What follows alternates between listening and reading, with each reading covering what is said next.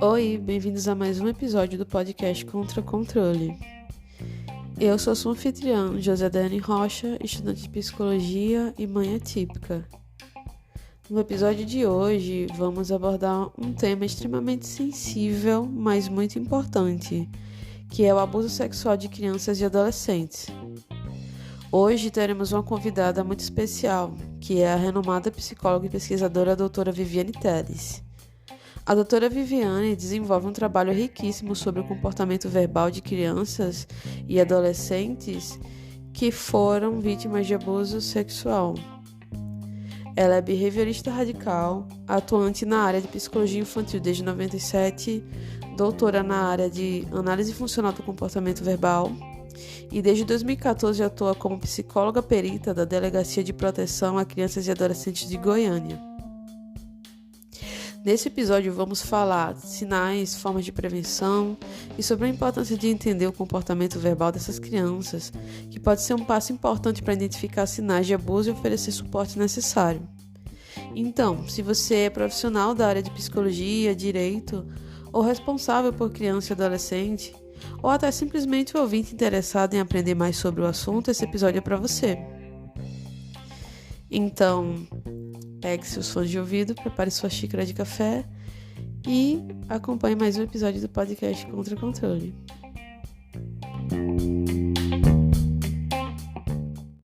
Primeiramente, doutora Viviane, eu quero agradecer muito por você ter topado participar desse episódio do podcast.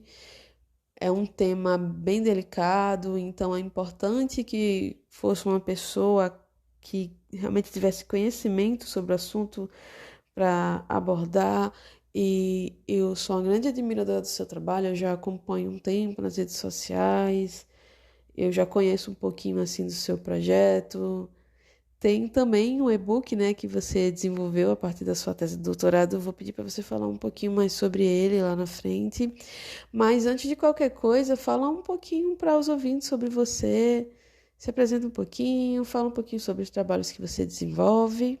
Olá, Josi. Para mim é um prazer estar aqui no Contra Controle com você, para a gente poder conversar a respeito dessa temática que é tão importante, né?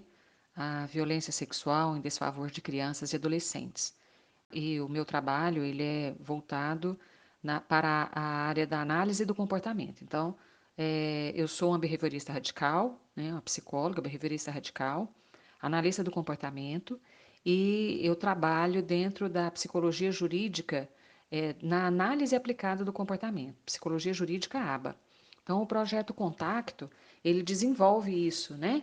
Nós desenvolvemos toda essa metodologia para análise, da análise do comportamento com a atuação no sistema de justiça.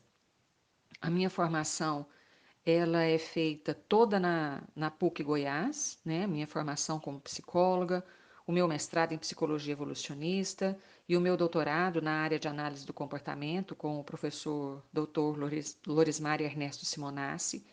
E toda a minha trajetória é feita na atuação com crianças inseridas em contexto de vulnerabilidade.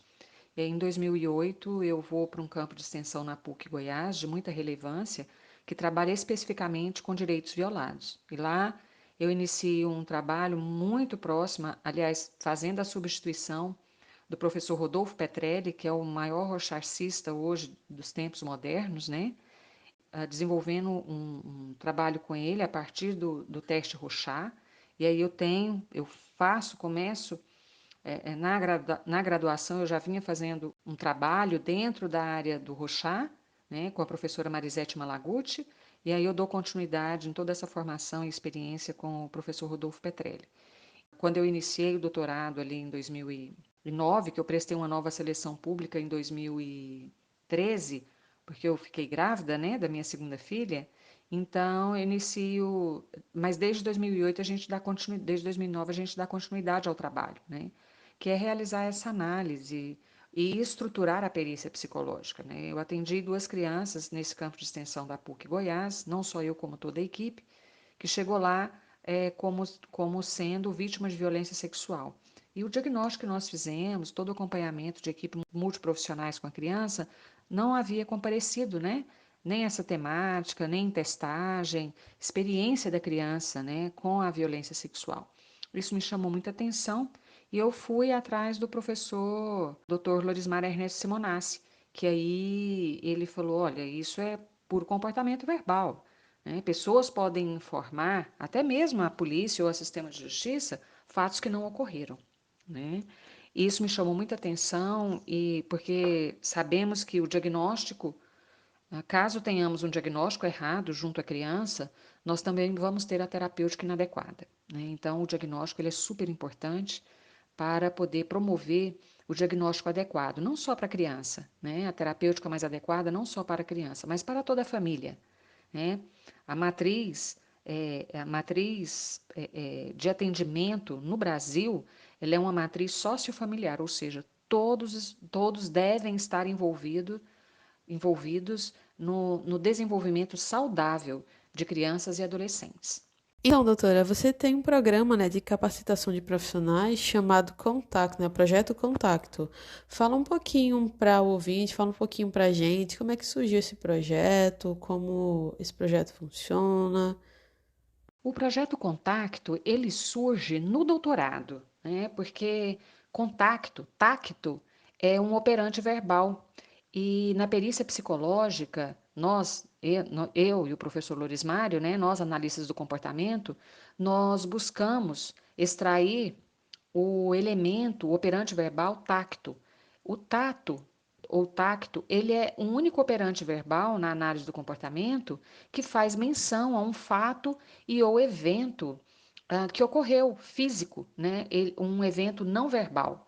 Então, o projeto Contacto, primeiramente, ele surge porque nós criamos uma metodologia para a extração de tatos na perícia psicológica, e aí vem toda a estruturação das entrevistas, como forma de extrair, né, o operante verbal tato de todos os envolvidos, não só da criança, né, principalmente do comunicante, do representante legal e dos cuidadores, podendo ser os genitores, né, dessa criança.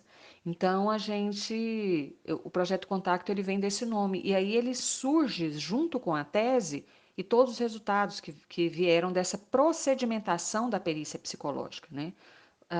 Eu falo que o projeto Contacto, que nós do projeto Contacto, nós não inventamos nada. Nós simplesmente organizamos de forma altamente sistematizada e procedimentada todo o processo, desde a assinatura dos representantes legais em relação ao que será realizado na perícia, em especial com eles também, né, até a entrega do laudo nos autos. Então, é uma procedimentação. A teoria, né, já se encontra desde os estudos de Skinner, principalmente quando ele lança, né, o livro Verbal Behavior, em 1957, e está tudo lá, né? Skinner abre o livro falando um programa, né? Então, nós procedimentamos, nós realizamos um programa em que nós apresentamos no início da persecução penal, ou seja, lá na delegacia, a perícia psicológica infanto-juvenil. E essa perícia ela se sustenta por todo o processo, né? Até mesmo quando vira uma ação penal. Então, se sustenta por todo o processo. E o maior objetivo do projeto Contacto é a responsabilização adequada e o diagnóstico correto junto a crianças e adolescentes. Porque se nós temos um documento, né, titulado de laudo psicológico, que eleva a segurança do inquérito policial em relação à criança, nós podemos falar que nós fazemos a salvaguarda de direitos, né, dessa criança. Esse é o maior objetivo do projeto Contacto, inicialmente.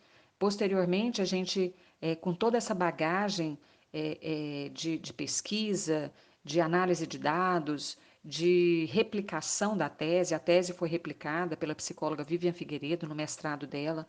Agora nós estamos novamente, né, agora em 2023, em junho de 2023, nós estamos com outra replicação de dissertação de mestrado, né, que replica a tese também.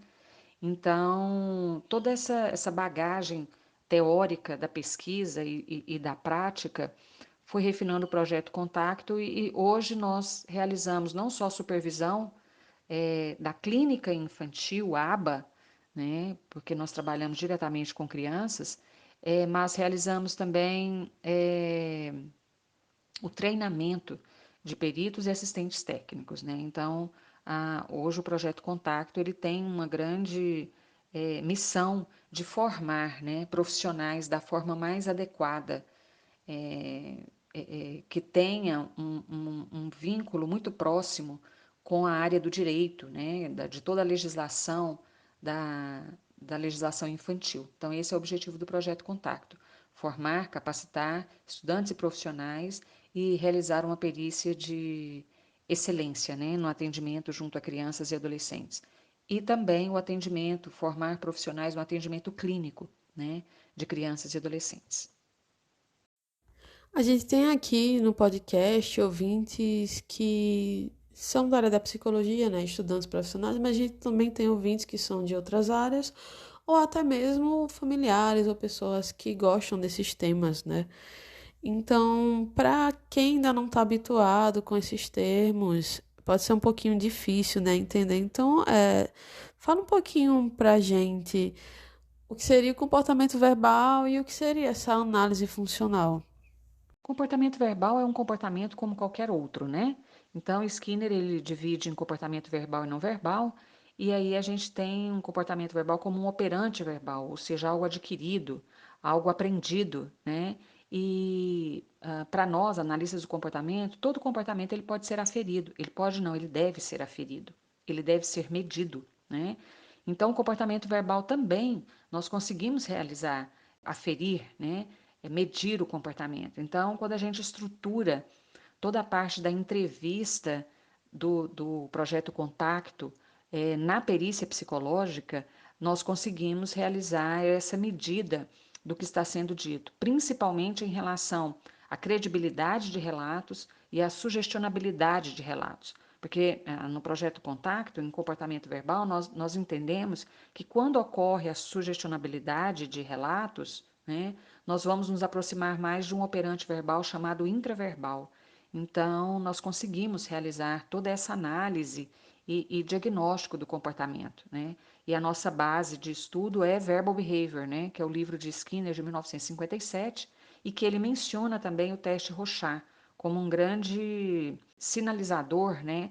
Do que poderia vir a estar ocorrendo a partir de relatos verbais. As pranchas, as manchas de Rorschach funcionam como prompts, né? Então, que apresentam sugestões e extrai a força de operantes que estão ali, por vezes encobertos e privados, né? Então, o comportamento verbal, nós trabalhamos dentro dessa perspectiva, né, da medida, de aferir, de identificar, de poder descrever isso não de uma forma detalhada, mas por meio de uma relação funcional, de uma análise funcional, que a gente faz isso através de uma contingência tríplice. Uma análise funcional ela é realizada a partir de uma contingência tríplice. Essa contingência ela possui três termos, né? Que seriam o SD, o R e o SR, né? Então, esses três termos correlacionados, o SR como um reforçador, né? Um esquema de reforço que aparece ali, e o SD como um estímulo discriminativo. Nós sabemos que no comportamento verbal, o ouvinte, ele é um não verbal, né? Ele é um SD. Então, ele dá as características, dá condições para o falante, né, narrar algo. Então, a partir de uma análise funcional de que alguém vai até uma delegacia para narrar um fato que nós subentendemos que ocorreu, que seria o estupro de vulnerável, nós realizamos uma análise a partir desse registro de ocorrência, do que foi narrado no registro de ocorrência. A partir de então, nós estabelecemos o que foi narrado com os principais atores do inquérito. O comunicante, que comunicou aquele fato, o suspeito, né, e a criança e ou adolescente. E, o que nós temos no projeto Contacto são entrevistas semelhantes, as mesmas perguntas para todos. Por quê? Porque o fato é único, né? Nós não alteramos as perguntas em função dos atores do inquérito. O fato é um só.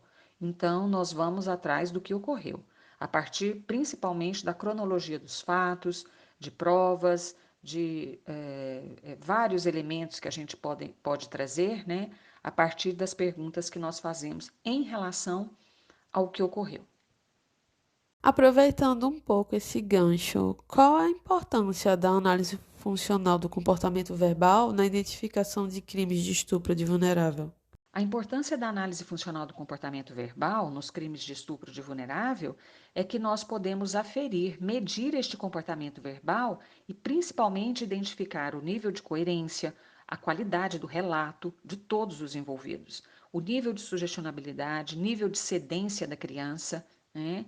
E a partir de vários indicadores, nós podemos construir esta aferência, né, de que se nós temos uma criança vítima ou não vítima, o mais importante é o diagnóstico.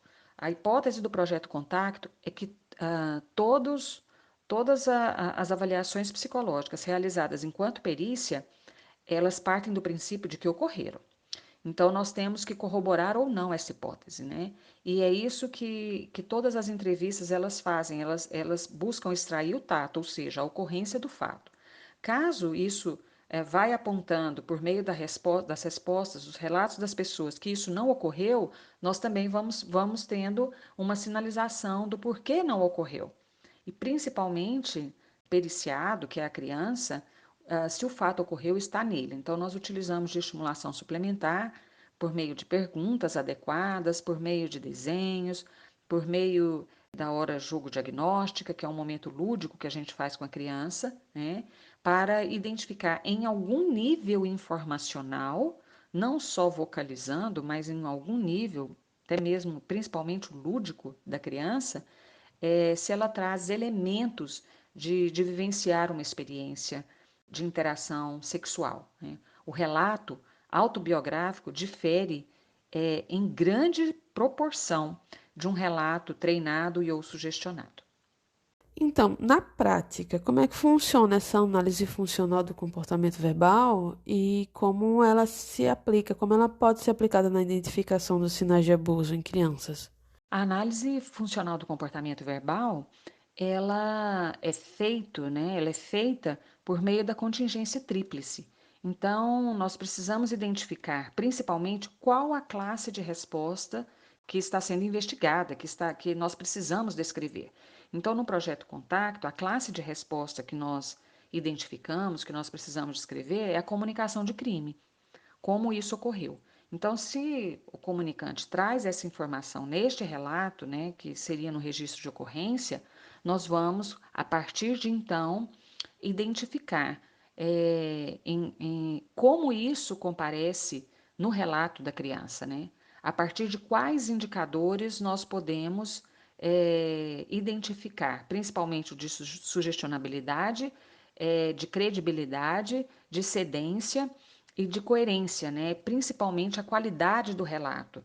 Se aproxima de um relato autobiográfico, ou seja, de um tato, ou se aproxima de um relato sugestionado, né? Ou sugestionável, né?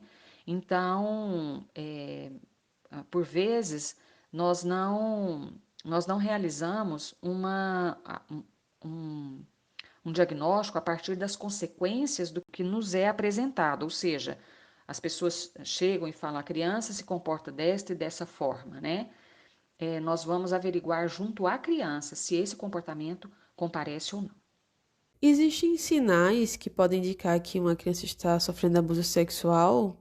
Se sim, quais são os principais? E considerando crianças e adolescentes autistas, que mesmo os que falam, os que são oralizados, eles podem ter dificuldade de identificar sinais sutis de abuso ou intenção do outro. Assim, como comunicar o ato ou tentativa de abuso? Quais seriam esses sinais de alerta para famílias, para profissionais ficarem atentos? Várias teorias trazem, né, como avaliar os sinais de uma criança, né, que sofreu abuso sexual ou violência sexual, né? Porém, é muito temeroso nós falarmos a respeito disso, porque as crianças reagem de diferentes formas, né? Por vezes, a criança não consegue nem identificar que aquele relato que ela traz se trata de uma violência sexual. Então, é muito temeroso nós falarmos de sinais, mas nós podemos identificar se a criança muda o comportamento, né? Quando crianças mudam o comportamento, alguma coisa está acontecendo. Mas, de novo, né, crianças muito pequenas podem não identificar aquilo como uma violência sexual, até porque ela nem sabe como isso pode ocorrer, né? Então, a avaliação psicológica ela é muito sensível e precisa ser feita por um profissional altamente qualificado, porque se nós temos uma criança que chega ali, as pessoas dizendo que ela foi violentada sexualmente, e durante a investigação a equipe começa a constatar que isso não ocorreu por provas, né, diferentes tipos de prova, nós não podemos realizar perguntas que invada, né, a dignidade da criança, que invada o particular da criança, a subjetividade da criança, né? Então, tudo precisa ser feito com muita sensibilidade e 90% de uma avaliação psicológica é feito por meio de perguntas. Então, essas perguntas, elas precisam estar estruturadas, elas precisam trazer temáticas, né? A sequência de como essas perguntas são feitas é super importante, porque ela vai desenhando um cenário, né, daquilo que está ocorrendo com essa criança. A investigação ela é feita da criança junto ao inquérito, ou seja, se vítima ou não vítima, e também a investigação no contexto sociofamiliar. Quais as vulnerabilidades vivenciadas pela criança ali naquele contexto que facilitaram, né, caso tenha ocorrido, a ocorrência da violência sexual.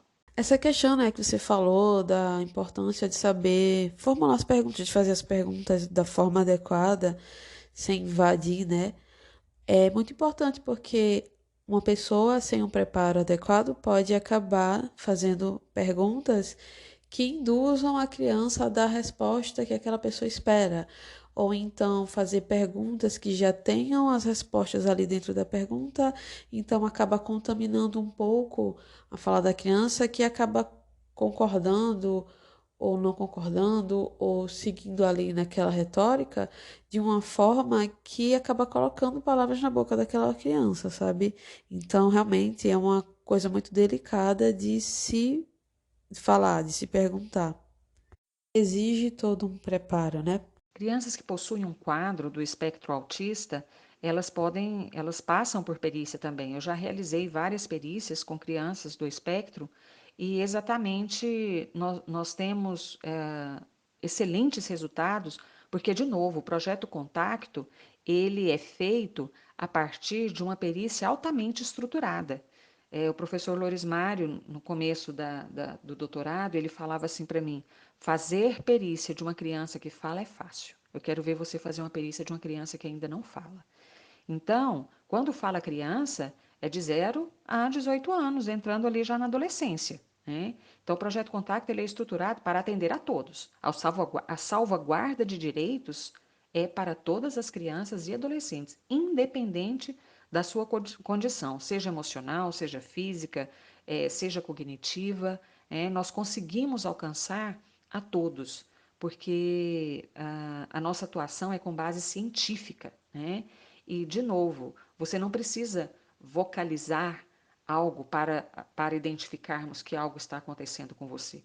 Nós temos várias outras formas de estimulação suplementar que pode alcançar esse diagnóstico com muita segurança, né? E, de novo, as entrevistas e a perícia não é feita somente com a criança.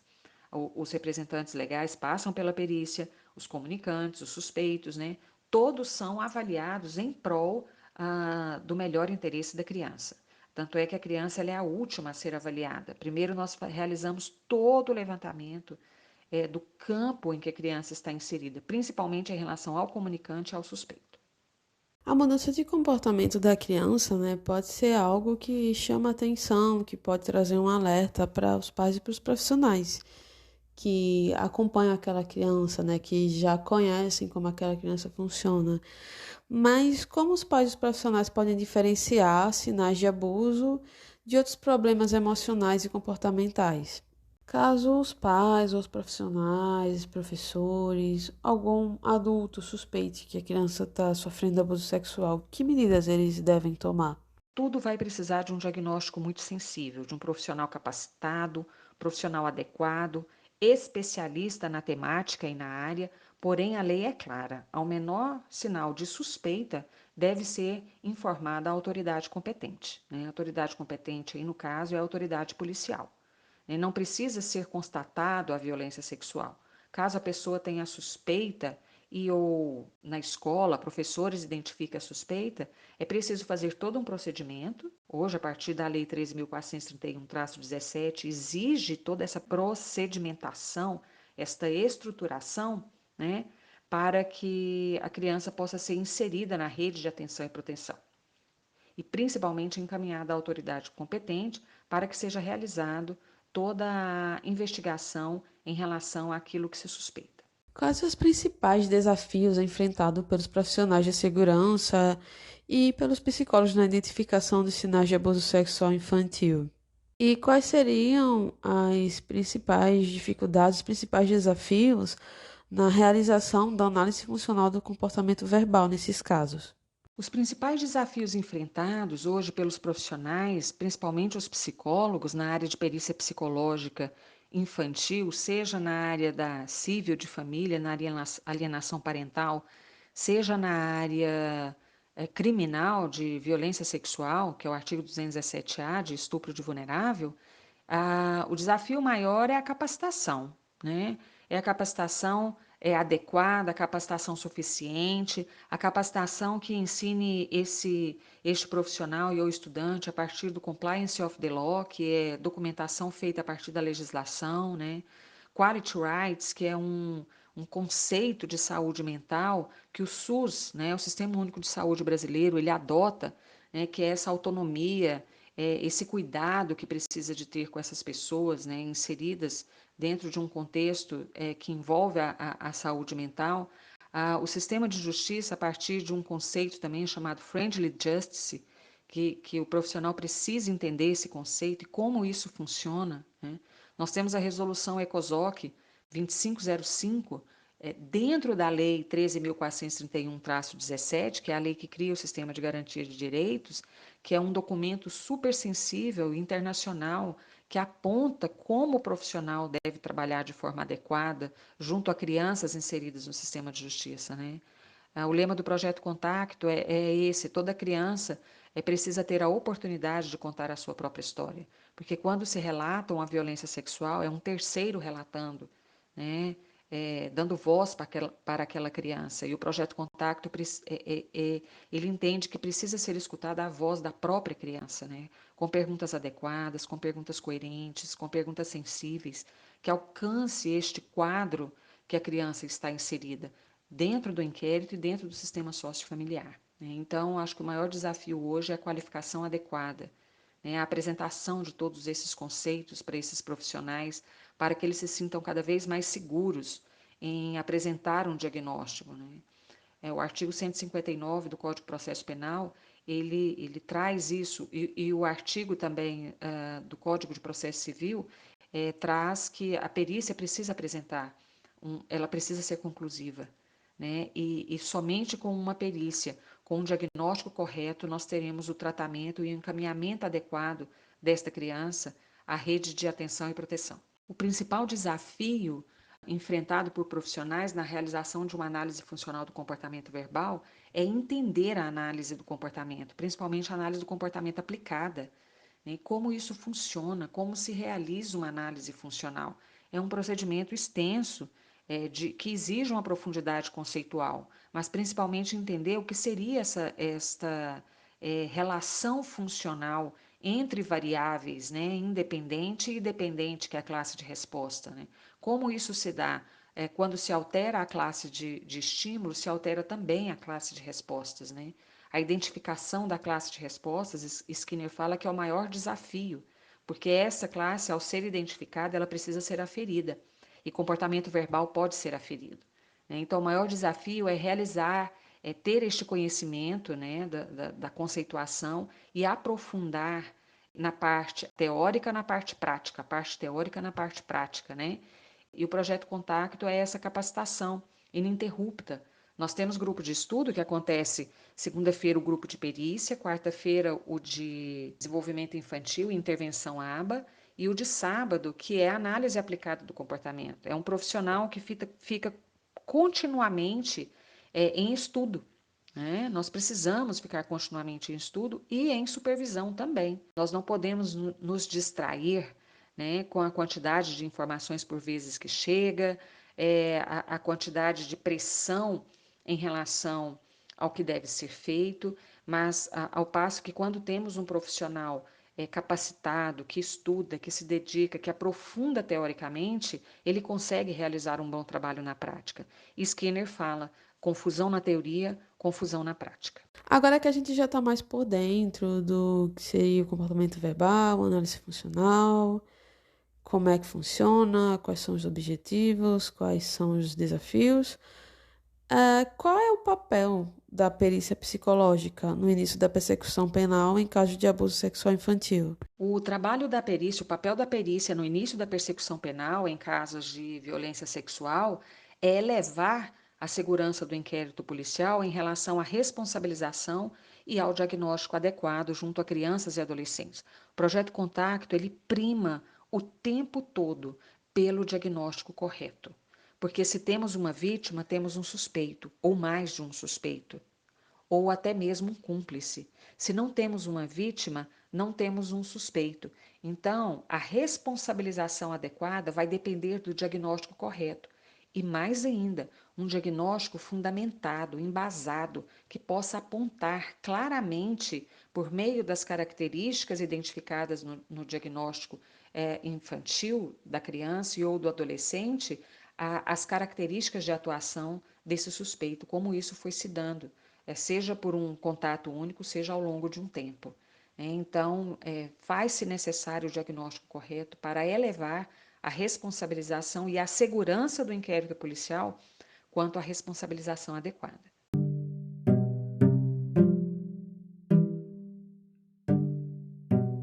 Gente, para quem não sabe, a doutora Viviane Telles tem um livro que é fruto da tese de doutorado dela. O livro se chama Análise Funcional do Comportamento Verbal dos Crimes de Estupro de Vulnerável, Perícia Psicológica no Início da Persecução Penal. Esse livro está disponível gratuitamente no site contacto.com e ele é um livro super legal, super completo e eu recomendo que você que é profissional, que trabalha na área de psicologia, na área jurídica, você que é do direito, você que trabalha com perícia, eu recomendo fortemente que você vá lá no site, baixe esse livro, porque é muito importante ter esses conhecimentos. É um livro super completo, então não perde tempo, não vai lá.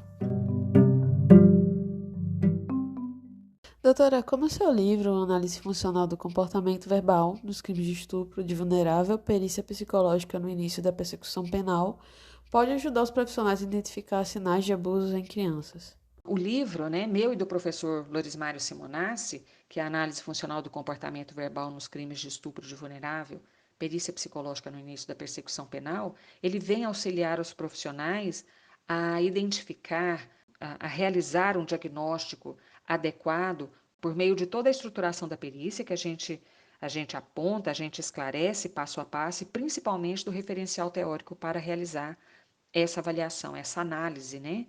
Realizar a análise do diagnóstico verbal, né? E, por sua vez, por meio de uma avaliação psicológica, realizar um diagnóstico de uma criança vítima de violência sexual. Então, o nosso livro, ele traz toda essa conceituação necessária para o profissional se aprofundar na conceituação e poder realizar na parte aplicada de forma segura aquilo que é exigido dele. Existe alguma forma de orientar as crianças acerca das questões de abuso sexual? Isso incluindo crianças com surdez, crianças que têm alguma dificuldade na fala, autistas não verbalizados. Existe alguma forma de orientar elas sobre essas questões de abuso? Crianças podem ser orientadas em relação aos perigos de um ofensor, seja um ofensor sexual, seja qualquer tipo de ofensor, porém não pode esperar, não pode dar uma sobrecarga, né, na criança, como se ela fosse responsável pela sua própria segurança. Quem é responsável pela segurança de crianças e adolescentes são os seus pais, são os seus cuidadores, são os locais que elas estão inseridas, na escola, em consultórios médicos. Esta proximidade dos pais junto à criança é super importante, né?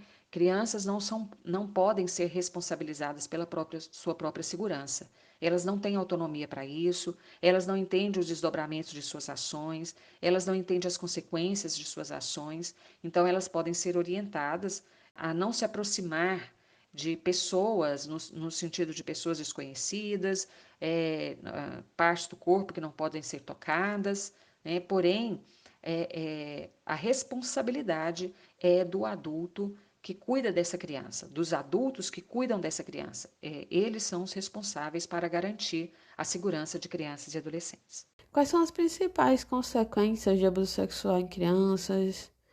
Como elas podem ser acompanhadas? Como elas podem receber um suporte? As consequências de uma violência sexual em crianças e adolescentes, na medida que o tempo passa e elas se tornam adultas, vai depender do tipo de intervenção que foi realizado, o tipo de diagnóstico que foi realizado, se conseguiu o tratamento eficaz, e adequado para aquela criança a partir daquilo que ocorreu com ela, né? E como isso foi sendo acompanhado, né, durante o tempo passado de vida dela. Vai depender de quem foi essa pessoa, a quantidade de vezes que essa criança passou por essa situação de violência sexual, a idade que ela tinha. Vai depender de vários fatores para poder darmos este prognóstico. De novo, somente com um diagnóstico adequado podemos ter um prognóstico satisfatório e muito próximo da realidade daquela criança a partir de todas as características de personalidade que essa criança tem também.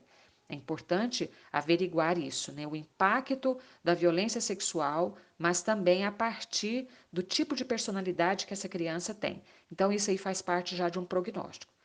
Ou seja, só fazemos um prognóstico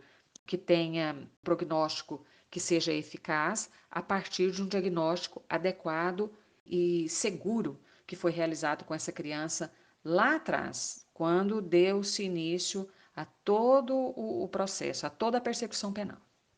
Doutora, você acredita que a legislação brasileira favorece a proteção dessas crianças? Ou você acha que algo precisa mudar para que o trabalho de prevenção e combate ao abuso sexual infantil seja realizado de forma mais eficaz? A legislação brasileira é a legislação mais avançada em termos de violações de direito de crianças e adolescentes. Ela é extremamente protetiva e, no momento em que ela faz a intervenção, ela é extremamente eficaz.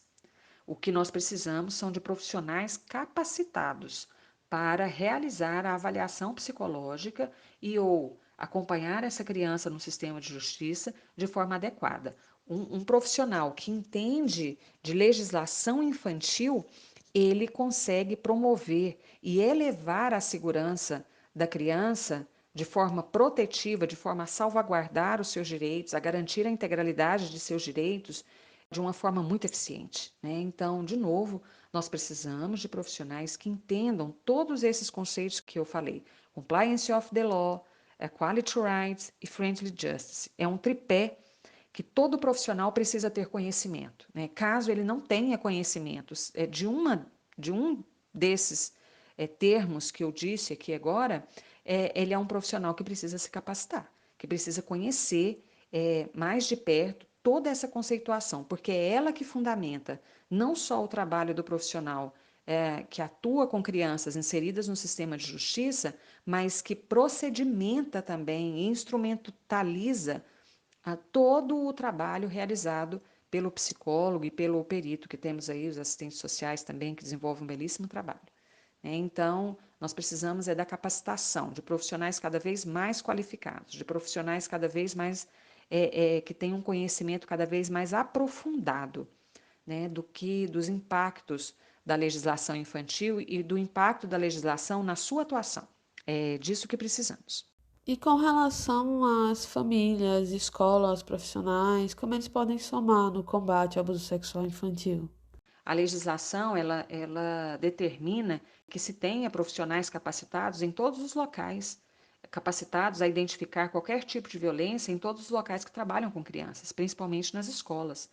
Essa capacitação, quanto mais capacitado o profissional, mais condições ele tem até de explicar para a criança, mesmo de tenra idade, por que é importante ela cuidar, né, da sua própria segurança, do seu corpo, sabendo que, né, a responsabilidade de cuidar de crianças e adolescentes são dos adultos, né? Mas de explicar para a criança que tem lugares, sim, que ela precisa ficar mais atenta. Trabalhar por meio de sinais com criança é muito bom, né? Que a gente chama de prompt, né? Que é uma sinalização para a criança, quando, se ela está mais distante dos pais, de chamar mais para perto, como que se faz isso, né? Então, tem várias formas de trabalhar isso, né? Pode ser até um outro podcast a gente falar isso aí, que tem muitas estratégias que podem ser utilizadas tanto pelos familiares quanto pelos profissionais. Estamos chegando ao final de mais um episódio e eu queria agradecer novamente a sua participação, doutora, por você ter disponibilizado do seu tempo, por você ter topado participar, por você ter enriquecido a gente com tanta informação legal e por poder, né, falar sobre esse projeto tão importante que você desenvolve. Eu me sinto honrada, eu sou um grande fã do seu trabalho.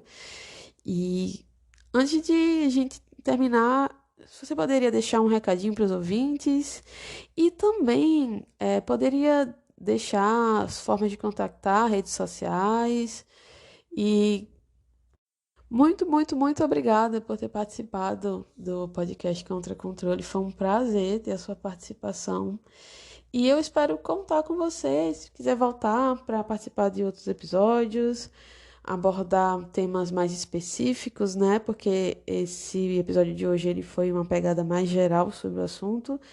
Então, eu vou ficar muito honrada e muito feliz se você topar participar de outros episódios no futuro. Então, se sinta convidada. Primeiramente, agradecer, né, a oportunidade de estar aqui na sua presença, fazendo esse diálogo, né, que é super importante para todos, para pais, professores, para a sociedade em geral, para as crianças também, né, de poder ter essa oportunidade de falar o que é importante para um profissional, na capacitação desse profissional, porque quanto mais pessoas souberem disso, mais elas podem buscar a formação adequada para isso. E o recado é de agradecimento, né? De gratidão por estar aqui neste momento frente ao seu público. Muito obrigada. As formas de me contactar nas redes sociais é Projeto Contacto, né? @Projeto Contacto. O meu pessoal é @doutora Viviane Teles Psi, né? E nós temos um site, projetocontacto.com.br, que lá também tem como entrar em contato conosco, por meio dos nossos grupos de estudo, de participar dos nossos grupos de estudo. Também nós podemos ser contactados lá pela rede social, principalmente do Projeto Contacto. E os cursos que nós damos frequentemente, né? Nós estamos próximos agora de um curso que nós vamos ter, que nós vamos trabalhar exatamente com essa credibilidade de relatos, né? Credibilidade e sugestionabilidade dos relatos na perícia psicológica, para profissionais e para estudantes também, né? É isso. Muito obrigada pelo seu contato e eu agradeço muito.